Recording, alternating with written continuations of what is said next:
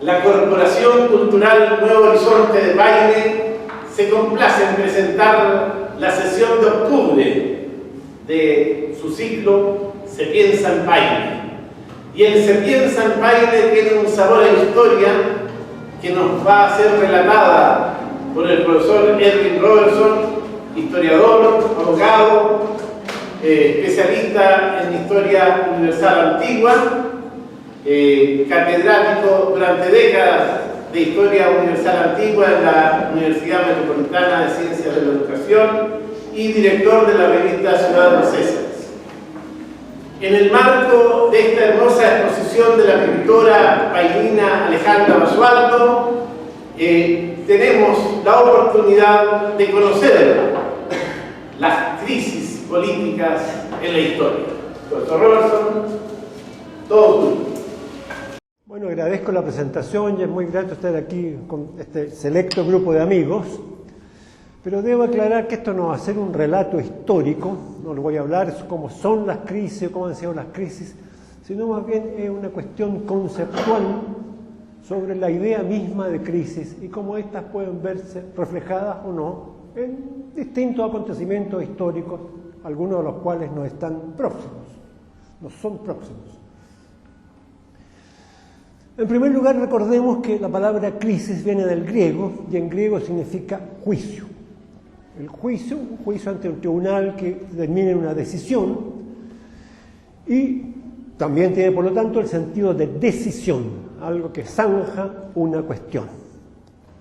Ya en la antigüedad griega, crisis pasó al lenguaje médico para denotar el momento de una enfermedad en que el enfermo evolucionaba favorablemente o bien se moría.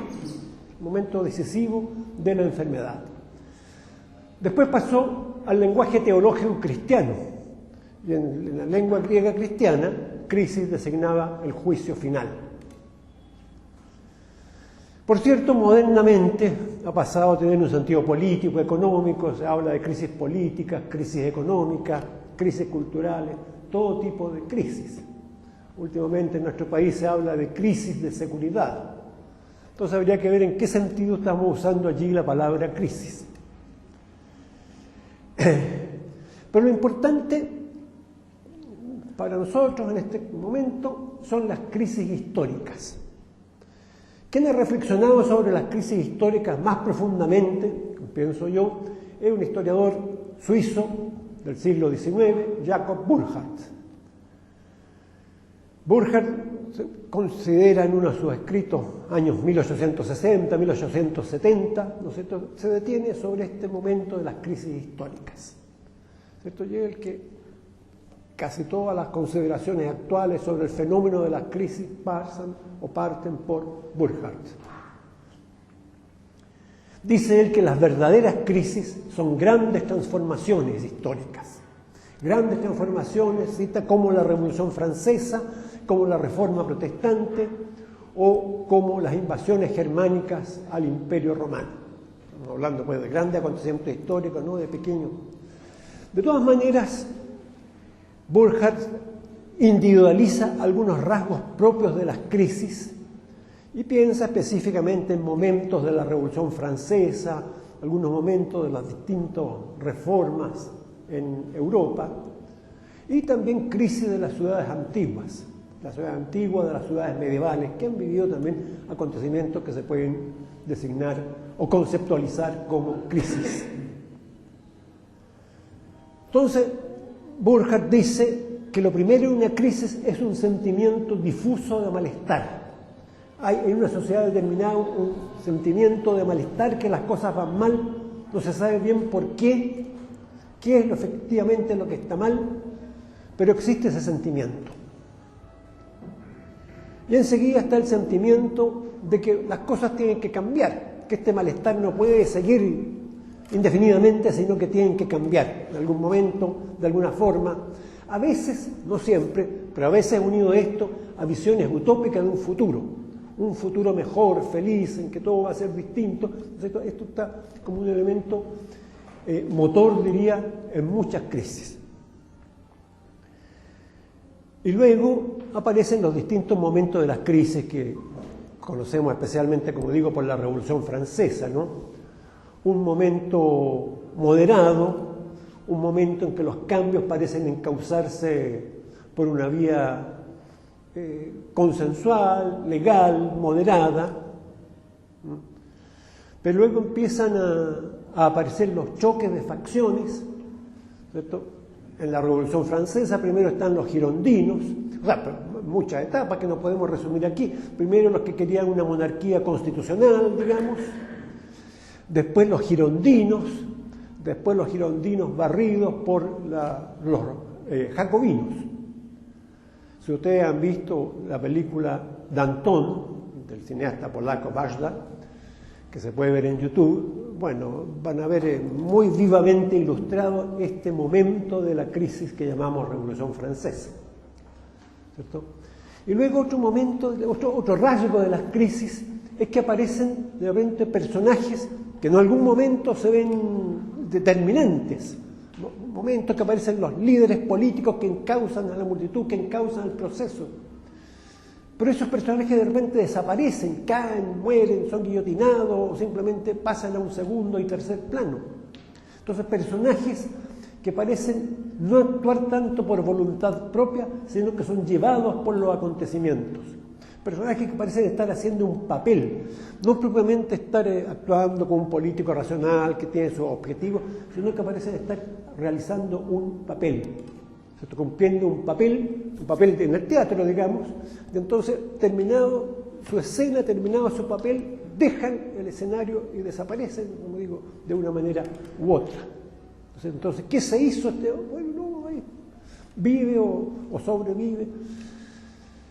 Pero son esos personajes, pues, que parecen más guiados que guías ellos mismos. Parecen llevados por los acontecimientos. Parecen movidos como títeres movidos por algún titiritero invisible. Y entonces surgen las interpretaciones de la crisis, ¿no? Que ese titiritero invisible puede ser la providencia.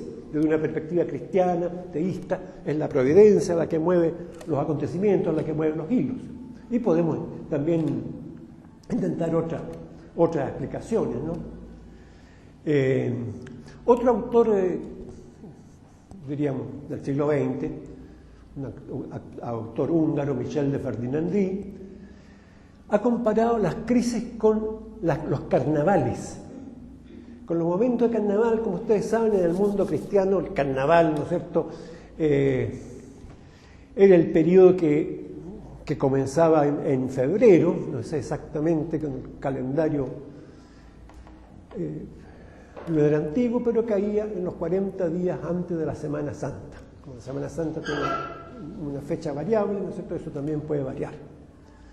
Y el carnaval en todas las sociedades cristianas, pero hay movimientos análogos en otras sociedades. El carnaval es un momento de licencia, que todo puede hacer, todo se hace, ¿no es cierto? El desorden está institucionalizado en el carnaval. Eso sería lo característico.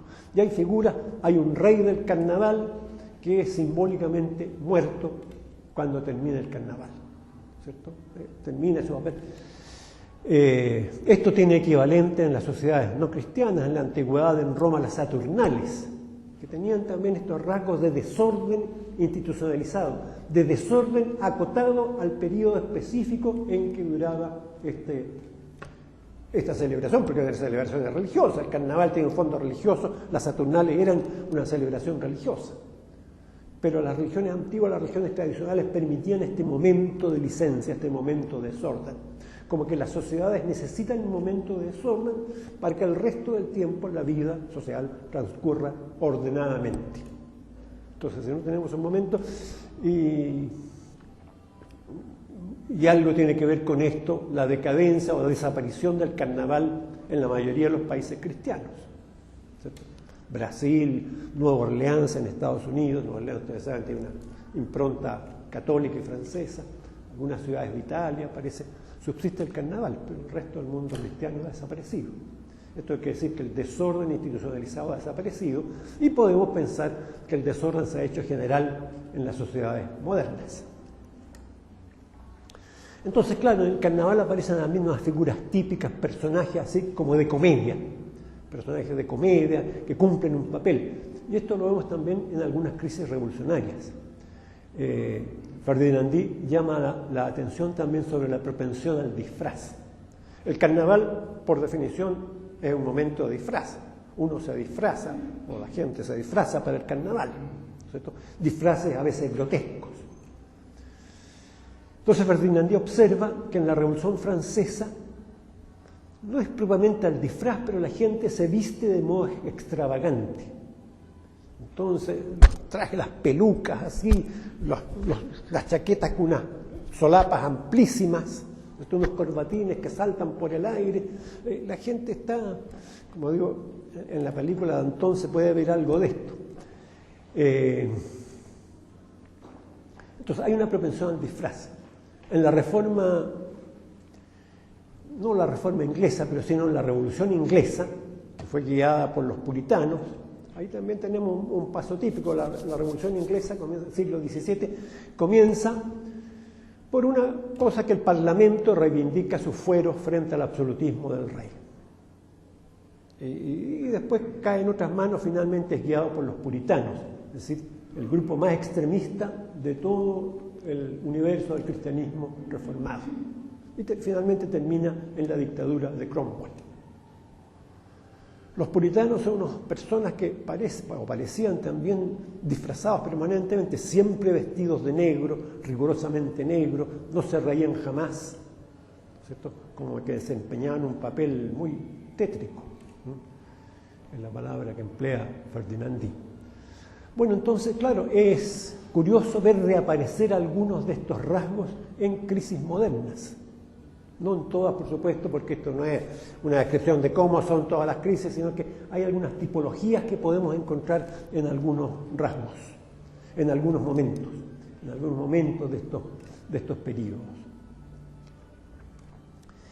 ¿Qué otros elementos podemos encontrar en las crisis?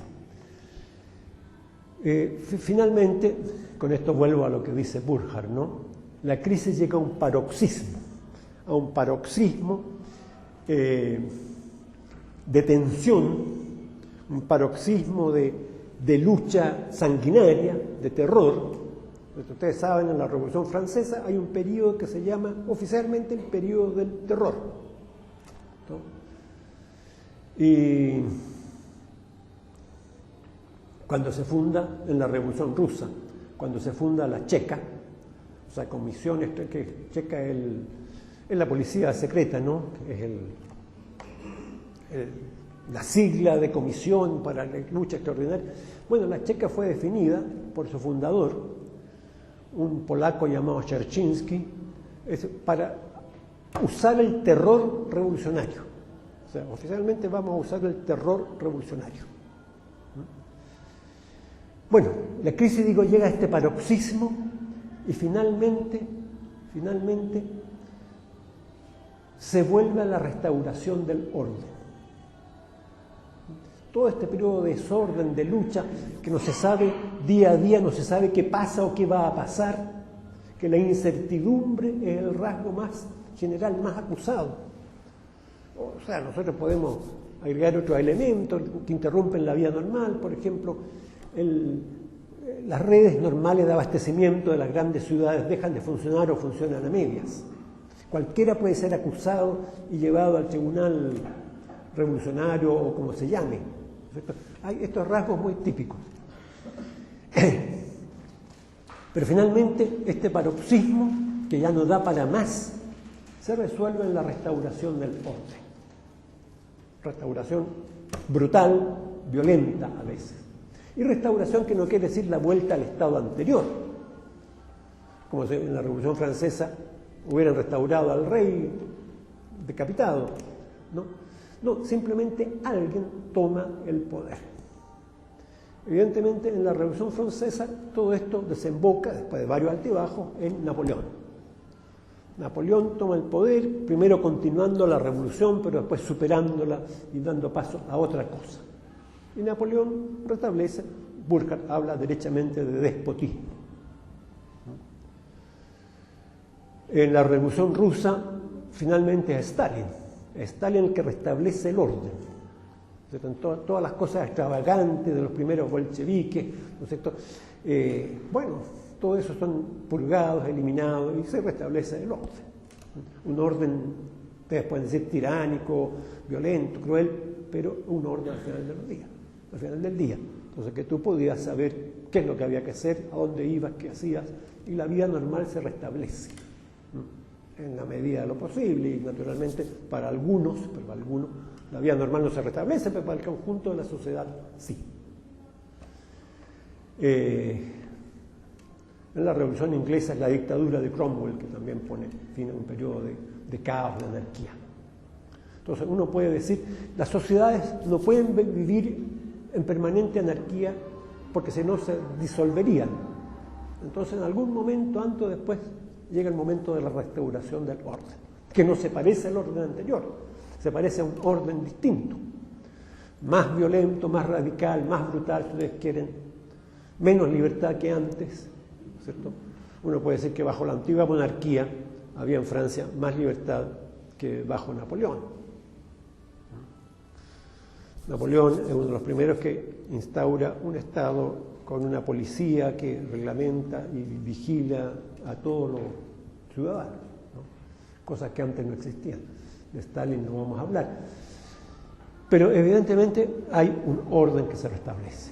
Y después, naturalmente, la cosa puede seguir, ¿no es cierto?, según los momentos y los procesos históricos que vive cada sociedad, naturalmente hay variaciones.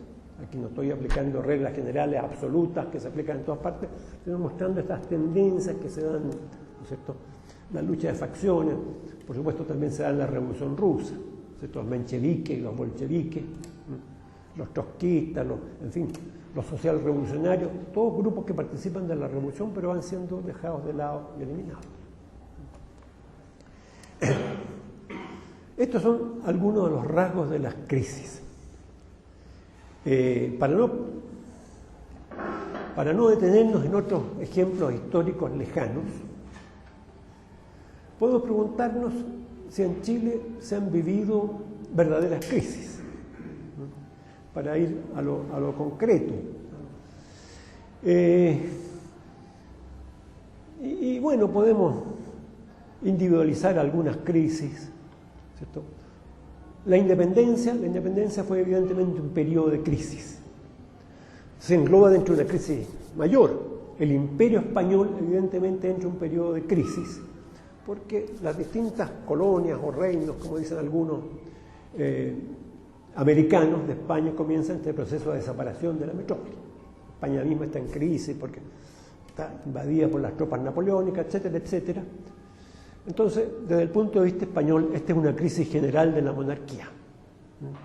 Crisis que se resuelve en la pérdida para España de todas sus posesiones americanas, o de la mayor parte de ellas. Pero en Chile y en todos los países, o sea, podría ser Argentina, Venezuela, México, se aplica más o menos lo mismo.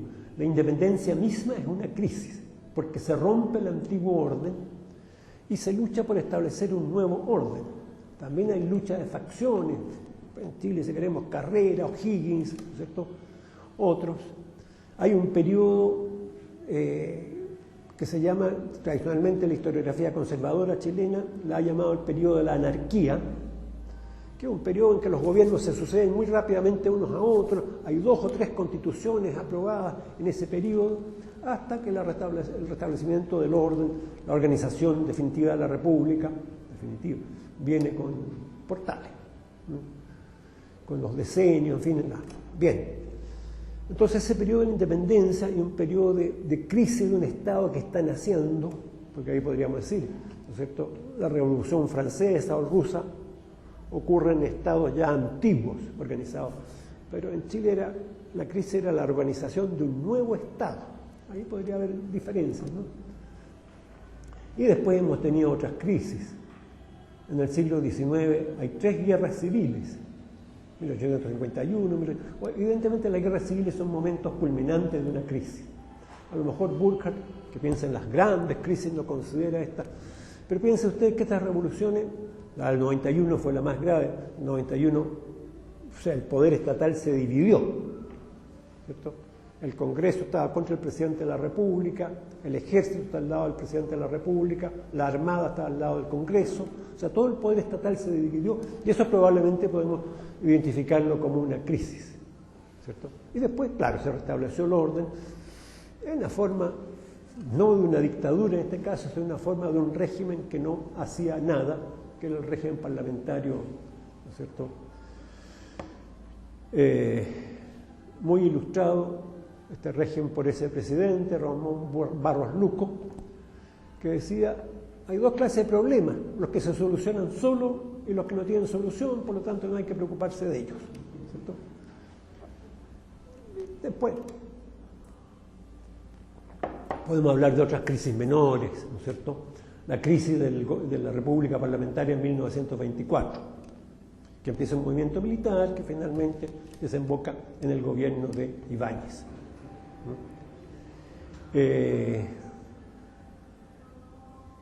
Ibáñez y Alessandri, cada uno a su modo, implantan, ¿no es cierto?, el Chile de la Constitución de 1925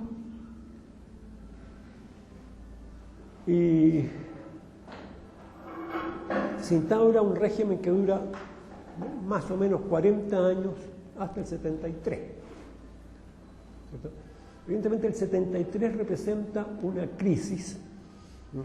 Algunos dirían, bueno, la crisis comienza el 70, pero el 73 esta crisis se desencadena, ¿cierto? Porque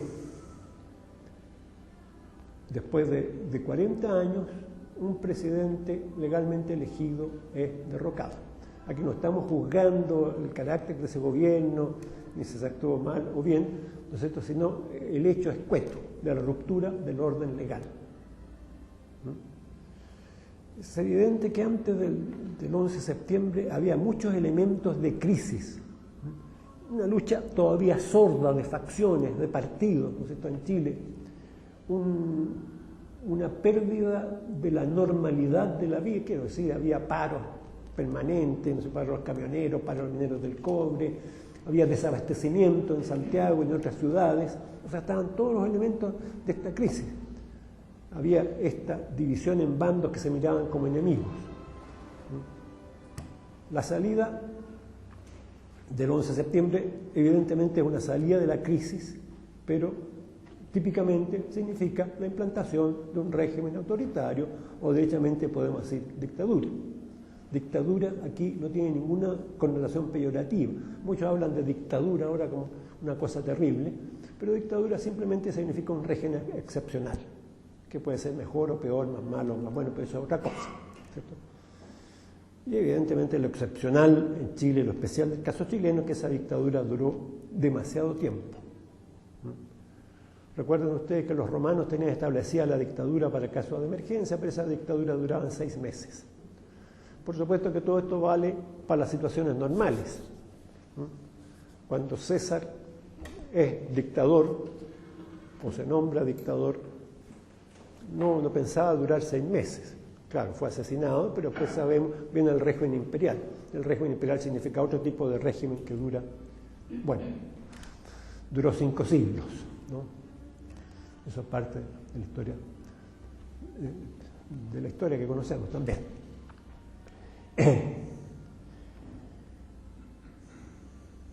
Y evidentemente la crisis que todos hemos vivido de cerca, que todos hemos conocido, la crisis más cercana, ¿no es cierto?, que conocemos y que podemos evaluar, es la crisis del año 2019, o si ustedes quieren 2019-2022, para hacerla durar 3 años esta crisis. ¿En qué fue esta situación una crisis? Podemos individualizar ahí algunos rasgos de las crisis en el sentido que hemos visto.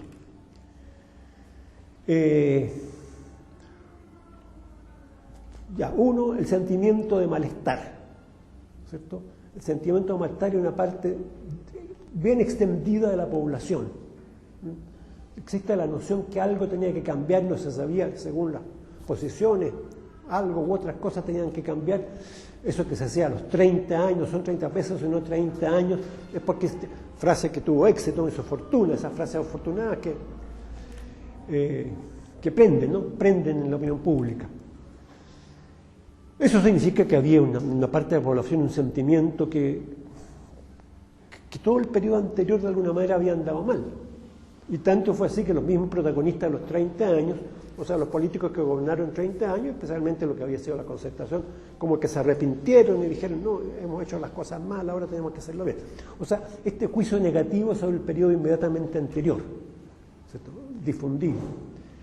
Y por lo tanto el sentimiento de que un cambio tenía que venir sí o sí, como se suele decir, ¿no? Por las buenas o por las malas, como alguien dijo también en ese momento. Otro rasgo, la impotencia de la fuerza estatal para restablecer el orden. Ustedes recuerdan que incluso se recurrió al estado de emergencia, pero el orden no se restableció por eso. Y tanto la fuerza policial en confrontaciones diarias, como las fuerzas armadas, el ejército, que hizo una presencia en las calles, sin embargo, no fueron capaces de restablecer el orden. Entonces, parecía estar, y otros elementos, ¿cierto? Abiertamente se pedía la renuncia del presidente de la República. No solo la renuncia, sino que se le quiso destituir. O sea, el poder legal dejó de ser sentido como legítimo por una parte de la opinión pública. No, como digo, no calificamos aquí si eso era acertado, atinado o no. Entonces, pero el poder legal que dejó de ser sentido como legítimo. Todo poder se basa en un consenso sobre su legitimidad. Por eso es que es un poder aceptado, ¿no es cierto? Y naturalmente siempre hay grados de aceptación, grados de consenso. Pero si el grado de rechazo de la legitimidad es muy fuerte, ese gobierno va a caer. Probablemente el gobierno de Sebastián Piñera estuvo a punto de caer en algún momento, o muchos pensaban que podía caer. Esto era parte de la incertidumbre de esos momentos. La sensación general de incertidumbre, diría yo, que es otro de los rasgos constitutivos de una crisis. Y luego la elección de la Convención Constitucional, la primera convención, tiene también todos los rasgos de una crisis. Se quería partir de cero. Se habló mucho en esa época de la hoja en blanco, si la Constitución tenía que ser una hoja en blanco donde se iba a escribir lo que se quisiera, ¿no es cierto? Es un hecho que los miembros de la Convención se sintieron en algún momento todopoderosos. Ellos iban a establecer las normas por donde iba a marchar el país. Y entonces, bueno, hoy día esa convención la recordamos o se recuerda más por las conductas extravagantes de algunos de sus miembros, no todos, por cierto, pero también vemos ahí, por ejemplo, la propensión al disfraz. Algunos de los convencionales se disfrazaban abiertamente, otros hacían cosas abiertamente ridículas o extravagantes, ¿cierto? Por supuesto, como pasó en las asambleas de la Revolución Francesa y en otras, ¿no es cierto?, la mayoría rápidamente, ¿no es cierto?, dejaba sin palabra o sin expresión posible a la minoría. Todo esto pasa. Bueno, esto que pasaba en Chile con la Convención no era tan nuevo tampoco, porque quienes vivimos los distintos procesos de reforma universitaria, o los distintos momentos, ¿saben? Porque los claustros universitarios, la universidad declarada en claustros, eran momentos parecidos, ¿no?, en que los que iban al claustro se sentían todopoderosos, hay que refundar la universidad, decían, y también pasaba eso, cosas extravagantes, y silenciamiento de las minorías, Esto en un contexto menor de las universidades, ¿no? Pero algo de esto se vio también en la Convención Constitucional.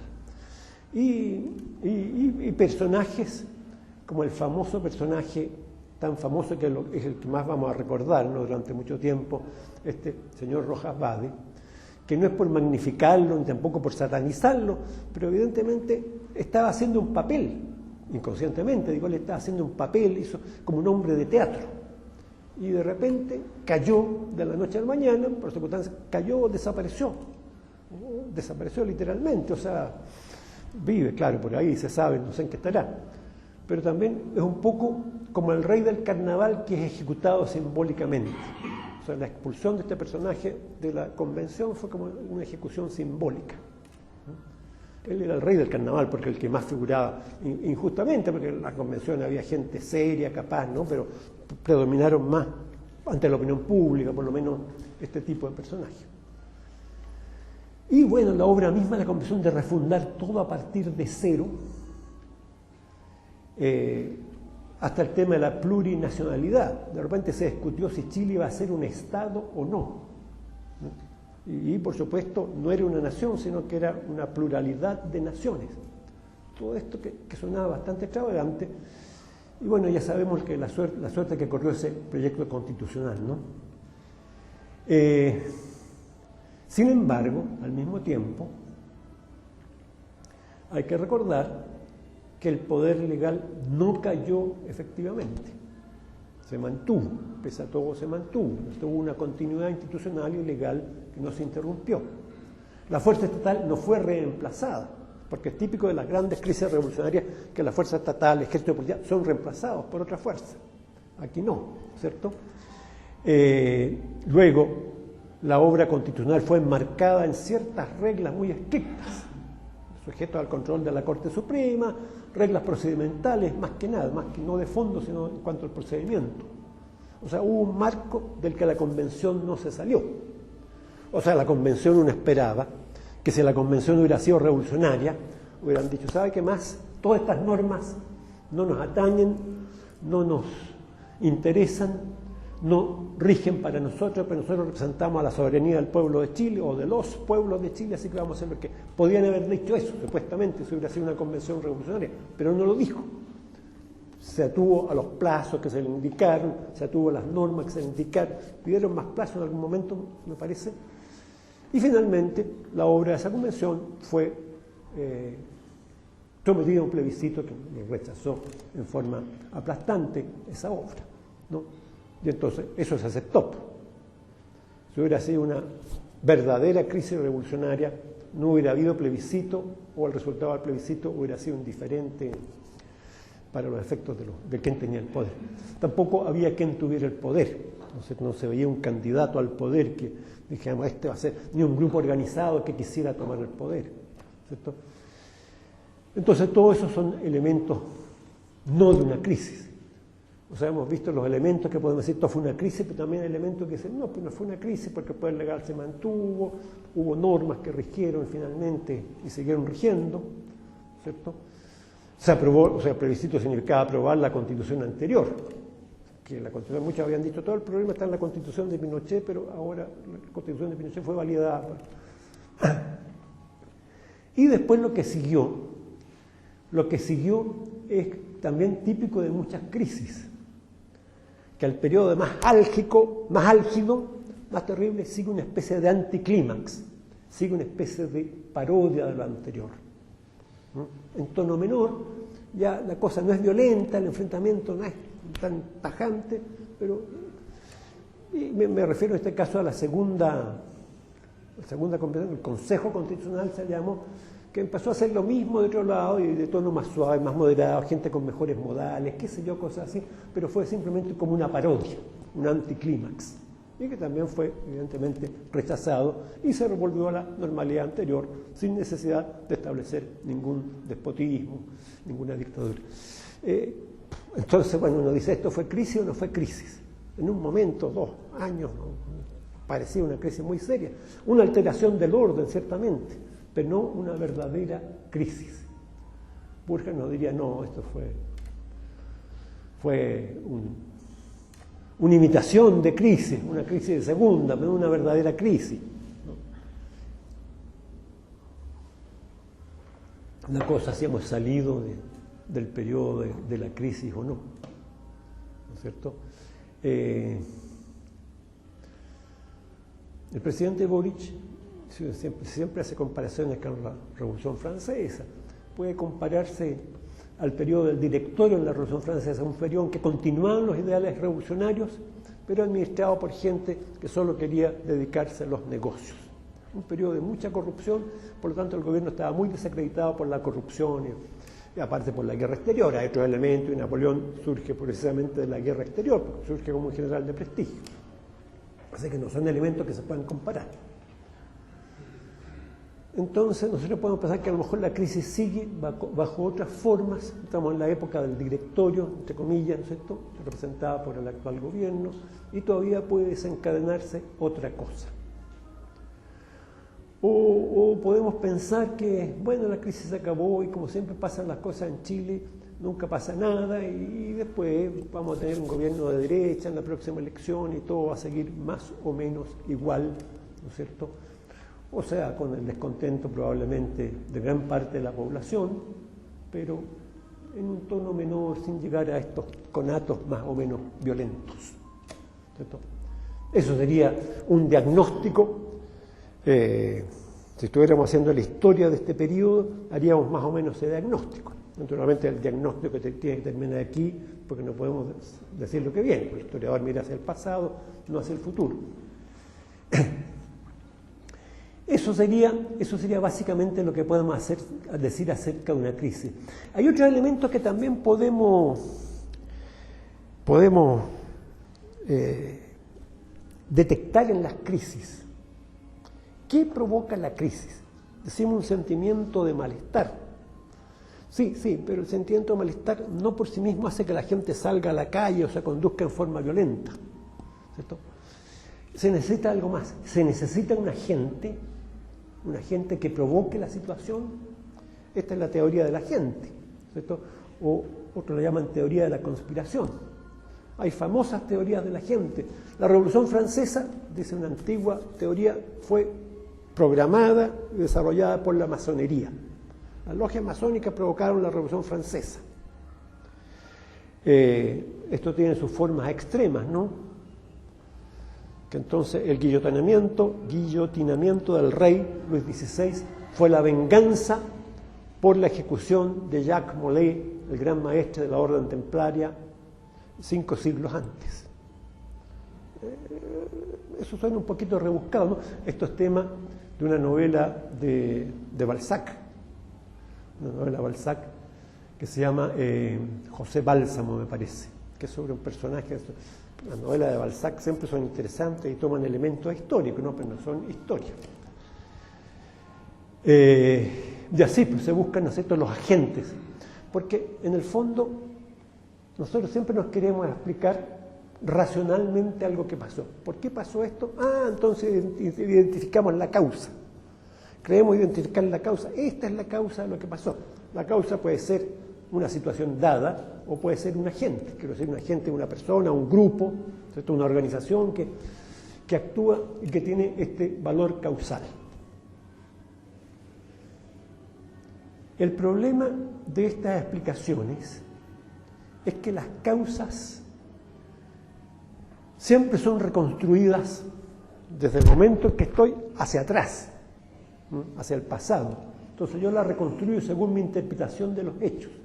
Yo veo los hechos y digo, claro, esto calza, aquí. Entonces hay un encadenamiento causal y desemboca en el resultado. Ahora bien, esto es una interpretación engañosa para el mismo intérprete, ¿no? Porque no hay una causalidad estricta en los hechos históricos. Vemos que puede haber un montón de causas que son concurrentes, paralelas. Entonces, el monocausalismo es engañoso. No podemos atribuir una sola causa a los hechos históricos. Hay muchas causas concurrentes y esas causas a su vez son causadas por otros hechos. O sea, los hechos históricos son un entramado de causas y efectos en que no podemos discernir linealmente. La causa A produce el efecto Z. ¿Cierto? Eso sería engañoso. Y en muchos procesos históricos que se explican así causalmente y linealmente, eso es igualmente engañoso. ¿No es cierto? Ya podemos ver muchos ejemplos. ¿Por qué cayó el Imperio Romano? Por las invasiones germánicas. Dicen, no, otros dicen, no, lo que pasa es que el Imperio Romano estaba descompuesto internamente. Entonces cayó por causas internas. Y lo que probablemente tenga que hacer el análisis histórico, reunir factores internos y factores externos pero no aplicarle la noción de causa, porque la causa significa una aplicación mecánica que lleva a un efecto, como ocurre en las ciencias físicas, ¿no? Entonces es problemático ver eso, o ver la teoría del agente. El agente, pero ¿qué agente? Hay distintos agentes, ¿no? Todavía la Revolución Francesa se explicaba por el agente alemán. ¿Por qué? Porque Lenin estaba exiliado en Suiza, entonces... Revolución soviética, sí, rusa. Lenin estaba exiliado en Suiza, y de repente el Estado Mayor alemán dijo, ¿sabe este personaje que está en guerra con Rusia, Alemania? Este personaje quiere hacer una revolución, entonces lo pescamos, lo metieron en un tren sellado, todos los vagones sellados, atravesó toda Alemania hasta el mar Báltico, ahí fue en un barco, llegó a Finlandia, y de Finlandia Lenin llegó a San Petersburgo, como se llamaba entonces, y se llama ahora. Entonces uno podría decir, los alemanes provocaron la revolución rusa, porque los alemanes pescaron. Si el Estado Mayor alemán no decide eso, Lenin se queda indefinidamente en Suiza, tratando de volver desesperadamente. Y claro, era un personaje peligroso, así que no podía salir de Suiza. Fue toda una maniobra de inteligencia alemana de mandarlo a Rusia para que creara problemas a los rusos. Era el gobierno con el cual estaban en guerra los alemanes, entonces querían provocarles problemas. La cosa salió más allá de lo que era calculado el Estado Mayor alemán. Pero así son las cosas. La teoría de la gente supone que lo que yo quiero es lo que va a resultar. Pero todos sabemos que lo que queremos no es lo que logramos. Están lo que se llama la heterotelia, o sea, los fines distintos. Yo persigo un fin, pero me resulta otra cosa. Y evidentemente en la política es muy común. Tenemos un programa de reforma educacional o lo que sea, qué bien, ya. Pero el programa resulta de otra manera. Bueno, no en Paine, pero en Santiago, el ejemplo más famoso es el Transantiago, ¿no? Que resultó como una empresa media estrambótica, por decirlo menos. Ya, se ha normalizado, pero no estuvo de acorde a lo que se programó inicialmente. Eso se llaman los resultados heterotélicos, que la cosa va por otro lado que la que habíamos programado. Todo eso pasa también con la revolución de la crisis. Nadie puede programarla porque puede resultar otra cosa. Y lo que yo quería no resultó y resultó otra cosa. Evidentemente ni Danton ni Robespierre pensaban que los iban a guillotinar a ellos también y así, ¿no es cierto? Ni Trotsky ni los viejos bolcheviques tampoco pensaron que iban a caer bajo la guadaña de Stalin, ¿cierto? Eso en términos generales. Entonces, la crisis uno tiende a explicarla causalmente. Esto pasa por esto, que estos tales, ¿no es cierto?, han hecho tal cosa para producir esto. Pero eso no es una explicación suficiente. A lo mejor es la explicación que nos hacemos en el momento. Muchos de los actores, los protagonistas, los hombres que están viviendo ese momento pueden pensar así. Y lo dicen. Pero finalmente esto resulta otra cosa.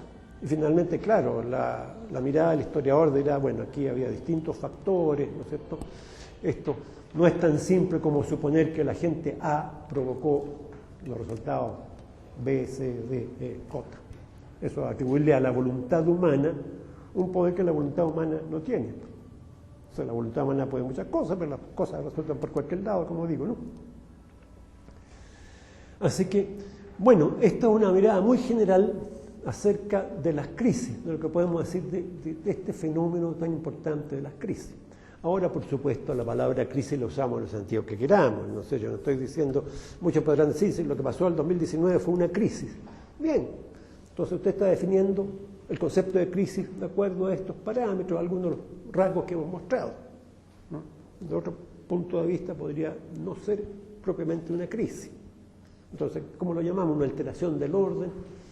Ahí uno tiene que afinar los conceptos para que los conceptos expliquen la realidad.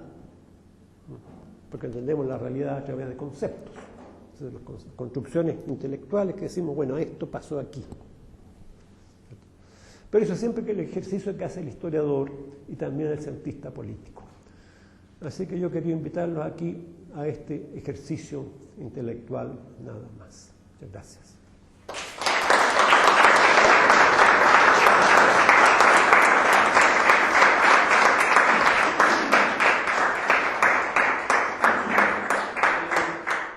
Hay un momento de preguntas. Un poco tangencial a lo que acaba de plantear. ¿Cree usted que Chile es un país de carnavales? Y si no, ¿por qué no? Estoy pensando en el altiplano, estoy pensando en Italia. ¿Chile es un país de carnaval o no?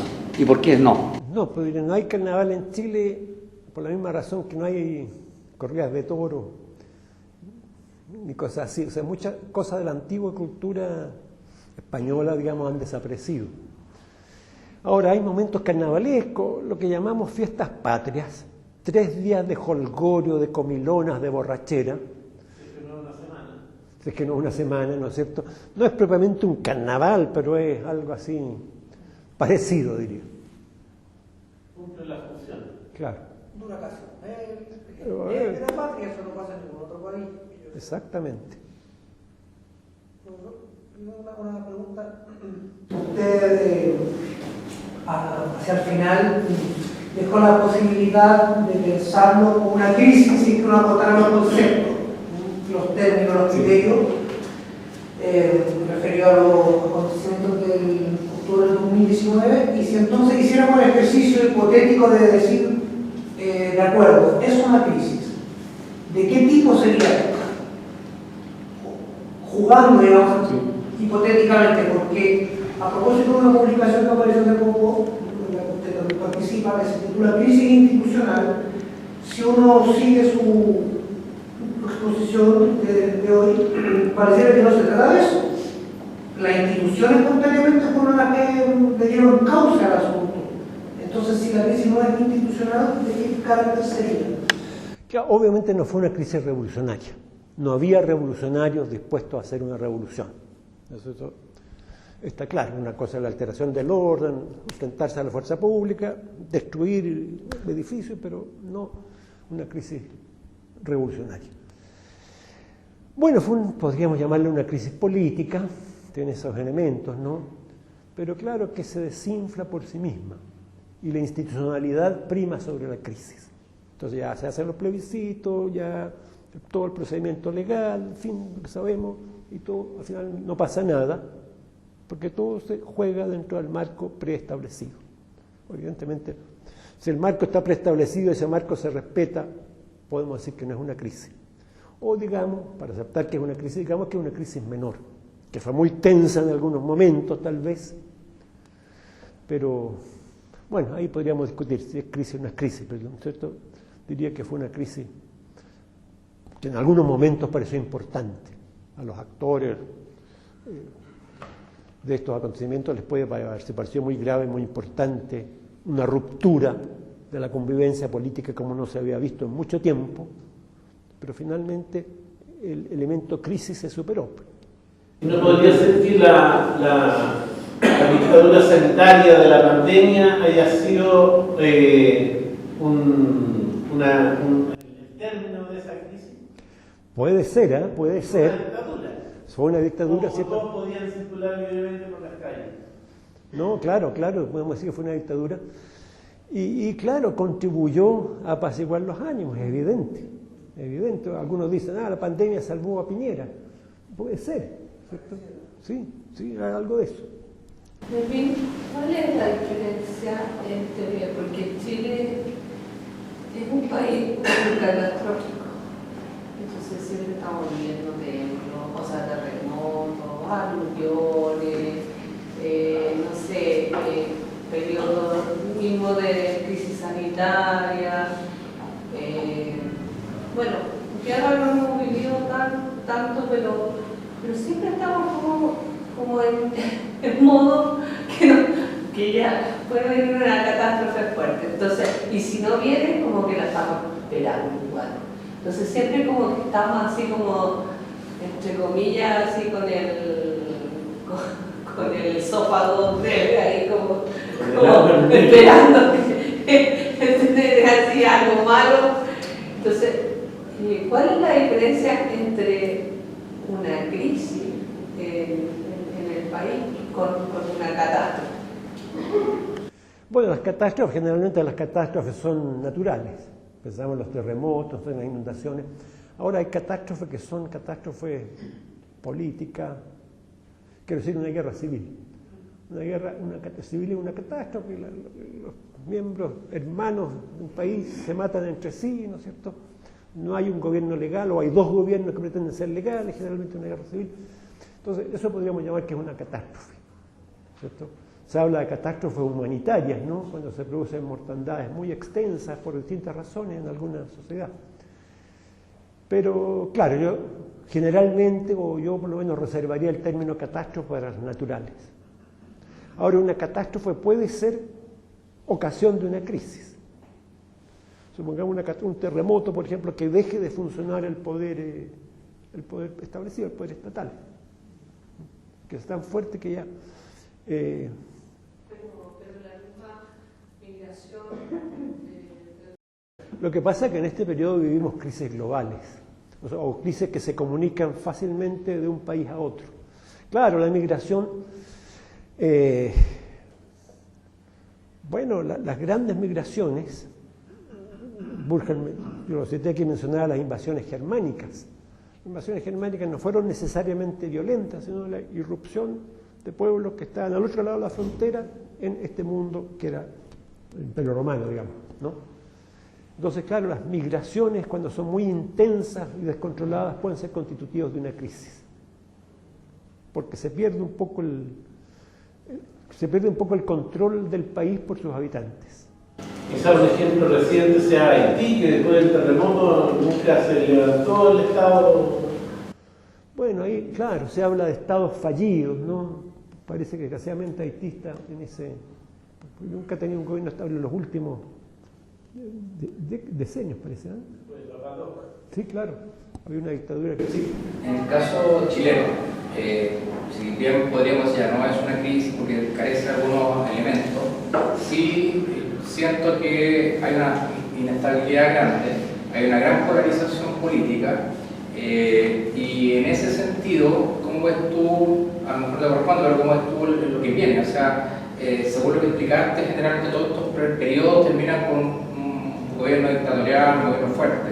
¿Cómo ves tú para Chile esa situación? ¿Cómo salimos de esto, de esta inestabilidad? ¿Se va a regular sola y no va a pasar nada? ¿Ves tú como Gato Harto que cambia todo para que nada cambie? ¿O va a venir algo como un periodo más dictatorial, un gobierno más fuerte que se haga cargo de todo? Bueno, eso no lo sabemos, pero sí, por el momento, como se dice, las instituciones funcionan. Quiero decir, tenemos mañana o pasado mañana elecciones, bueno, municipales, pero después vienen elecciones presidenciales. Todo indica que eso va a funcionar normalmente y que va a haber un nuevo presidente, el que sea en 2 años más. Entonces ahí, claro, no hay una crisis, sino que son instituciones que funcionan regularmente. La legalidad se mantiene.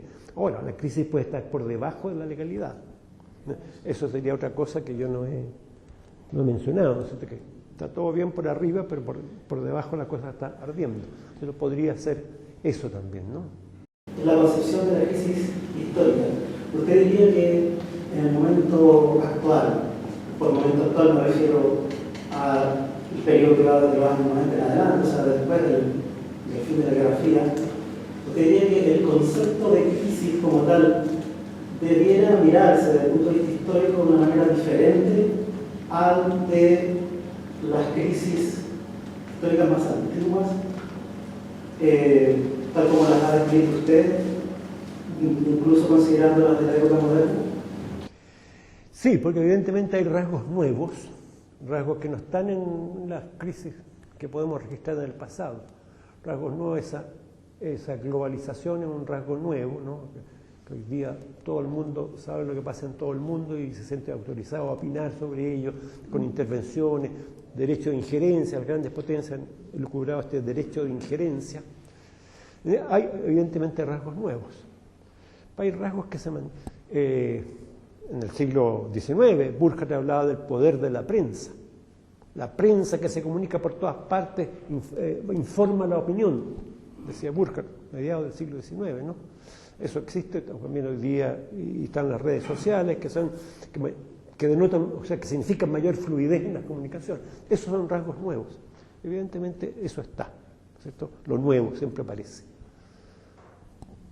Ese es un punto interesante. Sí. El otro gracioso, que personalmente yo pienso que a Chile le hace falta un carnaval. Después del carnaval, que lo usan todavía los pueblos nativos del norte.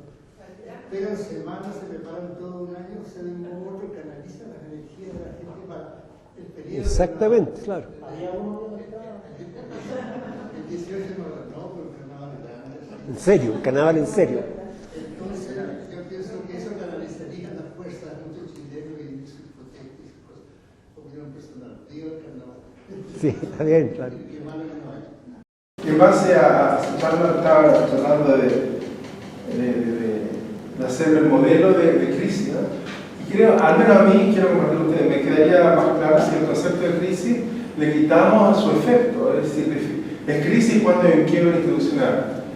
Me queda más claro cuando una crisis puede o no producir un quiebre, y por lo tanto todo lo que usted decía, la forma de resolución, quizá con una dictadura o lo que sea, ¿verdad? Porque es como cuando uno tiene náusea. Estoy en crisis, tengo que parar, tengo que sentarme, darme agüita, no me mareo y puede haber vómito. ¿O no? Lo logro dominar. Entonces, la causa, que sería el quiebre institucional, ¿verdad? Hay que separar el concepto. Sí, estuvo en crisis, todo se me desordenó, pero lo logré controlar. O a veces no. Y lo mismo decía esta cosa de la gente, de cuál hay una causa. No, toda la naturaleza es multicausal, ¿no? Pero hay detonantes. Entonces, sí hay situaciones que están en crisis, ¿verdad? Hay una crisis y hay situaciones o organizaciones o lo que sea que ayuden a la detonación para que ocurra el vómito, ¿verdad? O sea, el quiebre. Entonces, si separo eso, yo creo que lo entiendo mejor y puedo entender lo que pasa. Entonces, hubo una crisis en el 19, pero no produjo el quiebre. No sé si sentido sería una crisis menor, porque no pasó nada. O sea, no es crisis, no. Para mí es crisis, porque el elemento del efecto, o sea, que haya quiebre, lo quito del concepto, por lo tanto, no tengo problema de definirlo como crisis. Fue una crisis, pero algo se hizo, sí, de manera grande se canalizó y no logró el quiebre. Como sentido médico, curación o muerte. Claro, puede ser así. Y hay otra crisis como lo que estaba hablando no sé, la inmigración tremenda que hemos tenido, ¿verdad? Ese puede ser un detonante, ¿verdad? Es una crisis, pues, o puede ser una crisis o un detonante que puede o no causar una respuesta de desorganización del Estado o no. Entonces, si divido solamente eso, me queda más claro. Sí, perfectamente. Perfectamente puede entenderse así. Esta pregunta, si la crisis tiene también sus niveles de temporalidad, porque uno podría decir, sorteamos la situación de inestabilidad, entonces no es una crisis, pero que tal vez todavía nos hallamos en medio de, o sea, de pronto uno podría decir en 1905, por citar un ejemplo de la Revolución Rusa, sorteamos la inestabilidad, pero en 1917 volvió más fuerte y terminó por estallar. Entonces, y si uno toma, hace el ejercicio de hacer una comparación bicentenaria, o sea, en el caso de Chile entre 1810 o mejor, cuando terminó el gobierno de O'Higgins, entre 1918 y 1819 hasta 1830, y después del siglo XX, entre 1910, la crisis del centenario, hasta el ascenso de Alessandri, son como 10 años de un proceso ahí crítico, tal vez todavía estamos en medio de eso. El doctor hablaba de la larga crisis chilena. Sí, es lo que pasa, pienso yo, que la crisis tiene que tener un sentido más bien acotado en el tiempo. O sea, que puede durar un año, unos cuantos años. Pero hay autores que hablan de crisis que duran siglos. Cuando se habla de crisis demográficas o crisis económicas, estamos hablando de largos periodos de tiempo, larga duración, ¿no? Entonces, claro, uno puede preguntarse si ahí se ajusta, viene el concepto de crisis o no. Ahora, por ejemplo, yo no digo que lo que pasó en el 2019 no haya sido grave, ¿no es cierto? Sí, puede haber sido muy grave. Pero lo que estamos viendo ahí, ¿cuál sería el concepto apropiado para describirlo? Quiero ser breve. Primero que nada, quería darte las gracias por escucharme por el tiempo.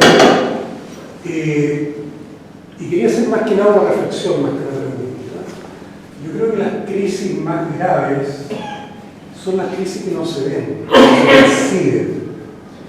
Y nosotros acá en esta sala estamos en una crisis, porque estamos en una ciudad de 50.000 habitantes, ya vemos apenas un poquito más de 20 personas, lo que delata una crisis de desinterés por la cultura que es espantosa. Y es una cosa, digamos, que está instalada, es una crisis, la crisis educacional la pudimos ver ayer en el INBA, y que no ha pasado de ninguna noticia. Voy a dar 3 datos solamente de lo que pasa en la sociedad chilena. El 64% de las personas no entienden lo que leen. El 54% de las personas en Chile tiene serios problemas con las 4 operaciones. Y el 32% de la masa laboral no ha terminado el cuarto medio. Eso es una crisis en sí misma. Y no es noticia. No se habla, no se comenta. Lo grave de las crisis por las que mucho la Revolución Francesa es que uno está acostumbrado a digerir el final de la noticia. La Revolución Francesa, en teoría, terminó con un régimen monárquico y puso en el pedestal a los pobres. Eso es lo que nos dice la historia, pero no fue así. ¿Qué es lo que pasó? Puso a la burguesía. Nace la burguesía, nace el capitalismo con la Revolución Francesa, pero nadie habla de eso. Entonces, para mi gusto, las peores crisis son aquellas crisis que están instaladas de forma soterrada y que nadie las percibe, pero que avanzan sin límite. Eso. Países que nunca han tenido crisis, países que viven en crisis. Bueno, siempre hemos sabido el conflicto Israel-Palestina, yo nunca he visto esos países tranquilos en realidad, pero ¿por qué? ¿Por qué? Y si hay un país que en general, o sea, que en realidad nunca vivió una crisis, o si la vivió no se notaba para nadie, es el país, ejemplo. O sea, pregunta. ¿Hay? ¿Dices tú? Sí, pero ¿hay? Lo que pasa, claro, algunas crisis pasan soterradas y otros países que han superado las crisis. Bueno, ya, el ejemplo más, uno puede mencionar Suiza o Inglaterra, ¿no? Como los ejemplos más típicos. Pero Inglaterra tuvo su revolución, tuvo su guerra civil, tuvo algunos cambios políticos más o menos violentos, pero claro, de ahí del siglo XVII para adelante, XVIII para adelante, que Brasil ha tenido una vida, que había muchos cambios, pero una vida más o menos normal. Y Suiza también tuvo sus guerras civiles, sus problemas, pero es como el país modelo que no pasa nada grave, ¿no? Sí, pero eso... ¿Y países que nunca han podido superar sus crisis? Tal vez Haití, lo que mencionábamos recién. Haití, tal vez. Por lo menos... No, bueno, lo que pasa es que Cuba ha tenido una sucesión de gobiernos dictatoriales, más o menos dictatoriales. No, claro, pienso en antes de Fidel Castro, ¿no? A Batista y antes no sé qué. Pero Cuba también tiene una historia muy especial, porque fue colonia española hasta 1898, y después fue conquistada por los norteamericanos que pusieron ahí su ¿no? Entonces, hay que analizar cada caso, nada más. Uno quiere siempre saber hacia dónde vamos. Entonces, Eso es lo difícil. nos podemos apoyar. ¿Hay algún periodo anterior a la historia de Chile que nos pueda permitirnos adelantar hacia dónde vamos? Chile está viviendo como en 1910, que hubo una crisis similar. ¿Hay algo en el pasado que nos pueda ayudar a saber para dónde vamos? Bueno, ya, uno puede ver 70, 73, un periodo de crisis, ¿no es cierto?, que se resuelve en la forma que sabemos. Ahí entonces uno dice, bueno, ¿por qué no llegaron a un consenso? ¿Por qué no llegaron a un acuerdo? En ese momento la historia hubiera cambiado, pero bueno, no fue posible. ¿No? En los casos anteriores también podríamos decir, en la Guerra Civil del 91 no hubo acuerdo entre el presidente y el Congreso. Nadie quería acuerdo. Lo que pasa en la crisis, al final las cosas pasan como porque tienen que pasar. Nadie quiere acuerdo. Eso también sería característico de la crisis. No vamos. Y claro, entonces uno podría decir, bueno, lo que pasa es que tiene que haber acuerdos para que funcione la sociedad. Uno puede elegir el modelo voluntarista, ¿no? Ya, vamos a imponer una sociedad mejor. Pero eso significa chocar con otros que piensan otros, eso. En fin, no se aprende nada de los ejemplos históricos, ¿no? Pero uno puede decir, hay que tratar de salir de alguna manera.